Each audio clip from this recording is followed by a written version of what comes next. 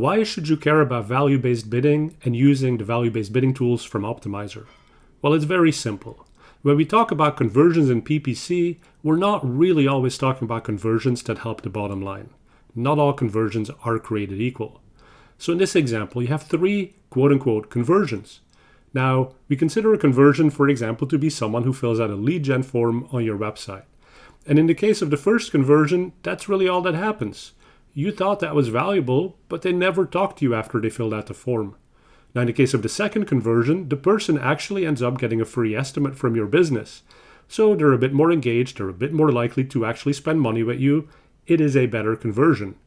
Now, in the case of the third conversion, not only are they getting a free estimate, they also close the deal and they become a money-paying customer to your business.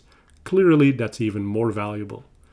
Now, the problem is that if you don't specify this value and you use cost per acquisition bidding, then everything that happens after that form being filled out on your site is basically invisible to the ad engine. And when it's doing its bidding, it thinks all 3 conversions are really the same value and it bids the same amount for them. So there's no prioritization towards getting you the best kinds of conversions because you haven't told the ad engine what the best conversion is like. Now, if you use return on ad spend bidding and you do value-based bidding, you have to communicate this value. So you have to tell the engine that conversion 2 was in fact more valuable because it led to a free estimate. And conversion number 3 was even more valuable because it became a customer. And with ROAS bidding, the engine is now smart enough to say, oh, well, look, these are not really equivalent conversions. They have different values, so we should bid differently for them.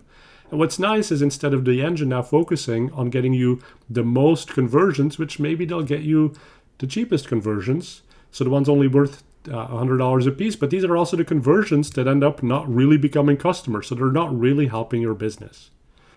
Now, many advertisers don't have the ability to track every single conversion to the end. So in that case, it is still helpful to use value rules and give some general feedback to the engine when it's doing its bidding. So in this example, we're looking at regions, and we're saying that generally speaking, someone coming from India tends to sort of stop at the first stage, whereas someone coming from the United Kingdom has a higher probability of going to that next step. And someone coming from the United States has an even better probability of doing the thing we really want them to do, which is become a customer.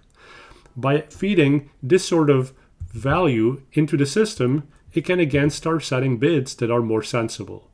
Now remember, we're not saying that every single lead that comes from India is not valuable.